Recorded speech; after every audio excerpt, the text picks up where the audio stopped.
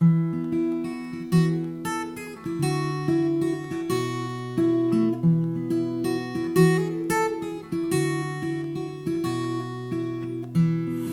afindra aminao ny fitiavako mimoza, ny fitiavako mimoza. Nefa raha tsy tianao dia avereno ahy ny fitiavako mimoza.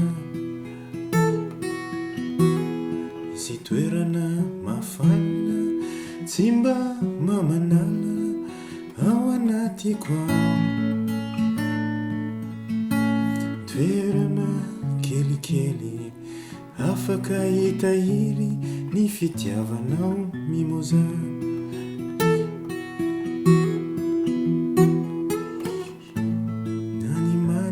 Daholo izay lalovana,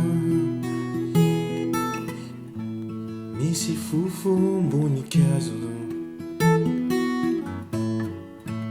voninkazo mimoza, manimanitra daholo izay lalovana, misy fofom-boninkazo.